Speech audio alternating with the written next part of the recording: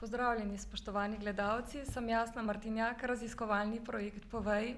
Danes je z nami predsednik stranke Socialni demokrati, gospod Dejan Židan. Lepo pozdravljeni, gospod Židan. Dober dan. Me zelo veseli, da ste se uspeli odzvati tudi vi.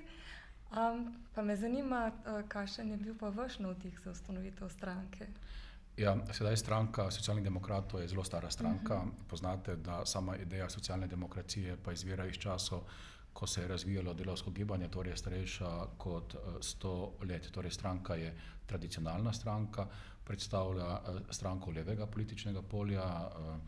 Mi nismo sami, torej stranka je sicer v Sloveniji, stranka je združena tudi v različne asociacije na evropski in svetovni ravni, recimo tudi v parlamentu evropskem imamo svojo skupino Socialisti in demokrati, celo podpredsednica je naša podpredsednica, magistra Tanja Fajon, tako da mi smo tradicionalna stranka. Naloga tradicionalnih strank pa je seveda, da se prilagajajo tako razvoju družbenega in političnega okolja in to, da že imamo toliko let, pomeni, da se tudi znamo prilagoditi.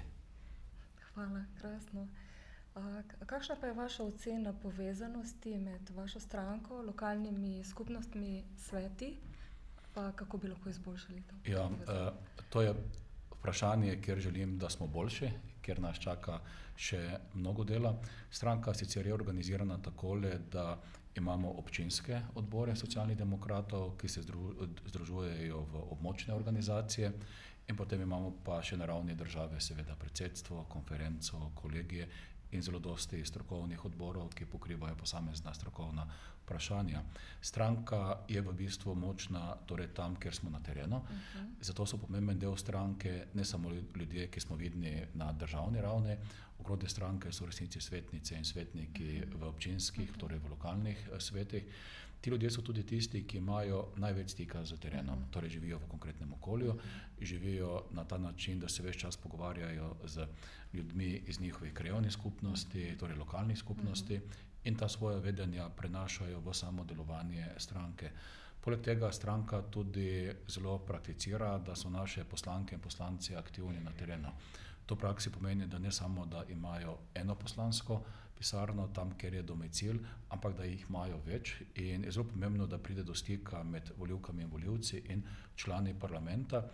Razlogov je več. En del tega je, da tudi pojasnijo, kaj počno v Ljubljani, katere stvari zagovarjajo, katerih pa tudi ne. Po drugi strani pa, da dobijo tudi input, torej kaj je pomembno, kaj ljudje mislijo, da je potrebno zaradi lokalnega okolja v Ljubljani zagovarjati. Mi se seveda trudimo, torej, da bi lokalna organiziranost bila čim boljša, torej nismo še tam, kjer želimo, se bomo izboljševali, ampak vedno bomo še hoteli korak naprej. Hvala, čudovito. Kakšna pa je vaša povezanost z ostalimi strankami in če se vam zdi smiselno, oziroma kako se vam zdi smiselno?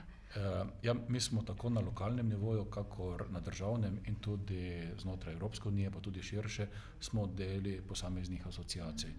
V Sloveniji seveda na lokalnem in državnem nivoju smo deli koalicij, nekaj pa tudi opozicijskih skupin. Tam seveda se učimo tisto, kar tako v Sloveniji pogrešamo.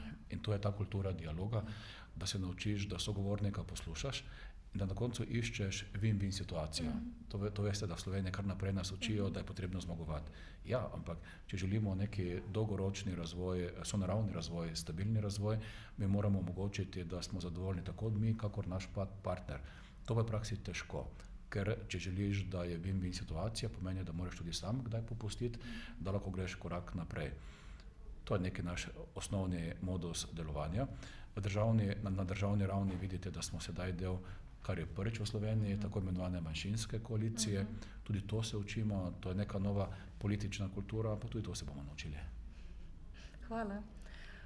Kaj pa menite o ideji, da je županov občinski svet sestavljen iz predsednikov četrtnih skupnosti v mestih in vaških na podeželju? Zdaj ta ideja nam še ni zelo blizu.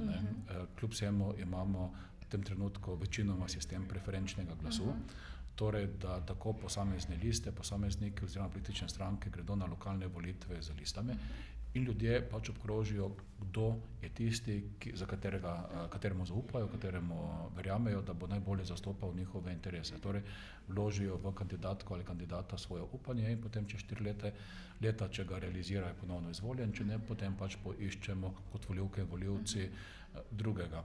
Če bi imeli potem še v bistvu tako narejeno, da bi imeli še neposredno predstavnike podlokalnih skupnosti, meni, da bi šli v neke vrste dvodomni dom znotraj lokalnih skupnosti, verjetno bi bilo to zapleteno. Vendar to je mogoče ideja, ki jo je potrebno razmišljati, ko iščemo odgovore, kaj narediti, da privabimo čim več ljudi. Torej, aktivnega državljanstva pri nas je premalo. Ja, res je. Ko pa se z ljudmi pogovarjam, vprašam, zakaj ga je tako malo, pogosto odgovorijo, ker če sem prisoten, se moj glas ne sliši. Seveda se vsak glas se sliši. Ko greš na volitve, tvoj glas se sliši. Najbolj negativno se sliši, če ne greš, ne? Ker potem omogočiš nekomu drugemu, da odloča v tvojem imenu. In vkolikor bomo uspeli, in sedaj pred nami je v bistvu ponovno neko obdobje, ko se moramo potruditi, ljudi prepričati, da vsak glas šteje, bomo videli, da tudi na evropskih volitvah se nam ne bo dogodilo, kar se je dogodilo 5 let nazaj, podatke verjetno poznate, na ravni Evrope, Evropski parlament, Evropska unija za nas je pomembna, mi smo bolj varni, več blaginje zaradi Evropske unije, je povprečno v Evropi prišlo 42% volivk in volivcev, v Sloveniji pa niti ne 25%. S tem smo pokazali, da nismo aktivni, da Evropa ni pomembna, je pa potem tudi res, da nimamo pravice potem tarnati, da so drugi krivi, ker so oni izvoljeni. Ne, mi smo krivi. Če ne greš na volitve, si osebno kriv, da je nekdo drug, ki ga mogoče ne maraš, izvoljen. Res je, hvala. V vaši stranki zbirate pobude državljanov, kako to izgleda v praksi? V praksi zbiram jih na več načinov. Prvo zbiranje je na lokalni ravni preko svetnikov in županov. Ti potem ljudje prinesejo svoje pobude v strankine organe, ki jih je več, ne. Nekatere pridejo tudi do predsedstva, druge pobude, kar je zelo pogosto, prihajajo preko poslanske skupine. Poslanke in poslanci so na terenu, v stiku z ljudmi in pride do pobud. Tretja pot, ki jo vedno pogosteje izrabljamo, je pa pot, ki jo omogoča ta moderna digitalizacija. Torej preko različnih modernih orodij pridejo pobude, potem se procesirajo, te pobude mi damo na naše strokovne svete, ne vem, je to svet za šolstvo, ali je to svet za kulturo, katerikoli drug, in potem pomaga, da pride do posameznih odločitev. Včasih, če vidimo kakšno posebej kritično pobudo, ne, pa povabimo nosilce pobude tudi bodisi na prostor stranke, ali pa, če gre za zakonodajni predlog, pa v prostore poslanske skupine. In zato se kar naprej v prostori poslanske skupine vrstijo sestanki. Na teh sestankih pa za strani stranke so prisotni poslanci, ki posamezno področje pokrivajo, in naši strokovni sodelavci, ki prav tako v poslanski skupini in v stranki to področje pokrivajo. Tako da se trudimo, da čim več pobud pride, pa tudi tu še verjetno, mislim, v vsakem primeru še prostor, je še rezerva. Hvala. Bi morda želeli karkoli sporočiti gledalcem, gledalkam? Ja, predvsem tole, ne, od nas je odvisno, kaj se bo z nami dogajalo v prihodnje. Res smo del majhnega naroda, kot država imamo ljudi, koliko imamo, kot nacija imamo ljudi, kolikor jih imamo.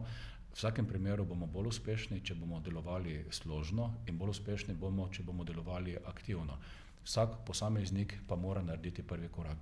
Eden od prvih korakov je v vsakem primeru tudi udeležba na lokalnih, državno-zborskih ali pa na evropskih volitvah. Torej, vabim vas, da se tudi volitev udeležite. Hvala lepa, gospod Židan. Hvala tudi vam, spoštovani gledalci, in se vidimo v naslednjem intervjuju. Nasvidenje.